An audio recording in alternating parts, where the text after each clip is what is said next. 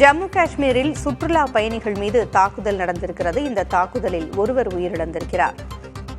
ராணுவ வீரர்கள் போல தீவிரவாதிகள் உடையணிந்து வந்து இந்த தாக்குதலை நடத்தியிருப்பதாக கூறப்படுகிறது. ஜம்மு காஷ்மீரில் சுற்றுலா பயணிகள் மீது தீவிரவாதிகள் தாக்குதல் நடத்திய நிலையில் ஒருவர் உயிரிழந்திருக்கிறார். பகல்காம் பகுதியில் நடந்த தாக்குதலில் மேலும் 6 சுற்றுலா பயணிகள் காயமடைந்திருக்கிறார்கள். இருவர் கவலைக்கிடமாக இருப்பதாகவும் கூறப்பட்டிருக்கிறது. தீவிரவாதிகள் ராணுவ வீரர்கள் போல சீருடை அணிந்து துப்பாக்கிச் சூட்டில் ஈடுபட்டிருப்பதாக தெரிகிறது.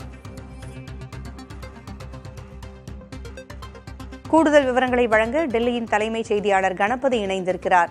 கணபதி, ராணுவ வீரர்கள் போல தீவிரவாதிகள் உடையணிந்து கொண்டு துப்பாக்கிச் சூட்டில் ஈடுபட்டிருப்பதாக கூறப்பட்டிருக்கிறது. என்ன நடந்தது? பஹல்காம் பகுதி சுற்றுலா பயணிகள் அதிகம் வரும் பகுதி. குளிர்காலமாக இருந்தால் அந்த பகுதி முழுவதுமே பனி மூடியிருக்கும். பனி விளையாட்டுகளிலே ஈடுபடுவதற்காகவும் பனியை ரசிப்பதற்காகவும் அங்கு சுற்றுலா பயணிகள் அதிக எண்ணிக்கையில வருவார்கள். கோடை காலத்திலே பனி உருகி அந்த பகுதி முழுவதும் பரந்த புல்வெளியாக இருக்கும். அங்கே குதிரை சவாரி செய்து சுற்றுலா பயணிகள் மகிழ்வது வழக்கம். அப்படிப்பட்ட சூழ்நிலையில் தற்போது வெயிலின் தாக்கம் கடுமையாக இருப்பதால் நாட்டின் பல்வேறு பகுதிகளிலிருந்து சுற்றுலா பயணிகள் காஷ்மீருக்கு, பஹல்காம் உள்ளிட்ட பல்வேறு இடங்களுக்கு வந்து கொண்டிருக்கிறார்கள். இன்று மதியம் கிட்டத்தட்ட 2:30 மணிக்கு சுற்றுலா பயணிகள் அங்கே குதிரை சவாரி போன்ற பல்வேறு நடவடிக்கைகளிலே ரசித்து தங்கள் மகிழ்ந்து கொண்டிருந்த போது ராணுவ வீரர்கள் அணியும் சீருடை போன்ற உடை அணிந்த 2 அல்லது 3 தீவிரவாதிகள் அங்கே வந்திருக்கிறார்கள். வந்து துப்பாக்கிகளை கொண்டு தீவிரவாதிகள் மீது கண்மூடித்தனமாக சுட்டிருக்கிறார்கள். இதிலேதான் அங்கே தீவிரவாதிகள் துப்பாக்கி சூடிலே படுகாயமடைந்து 2 பேர் தற்போது உயிருக்கு போராடி கொண்டிருக்கிறார்கள்.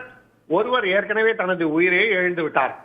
மொத்தம் காயமடைந்தவர்களின் எண்ணிக்கை 10 அல்லது 12 இருக்கும் என சொல்லப்படுகிறது.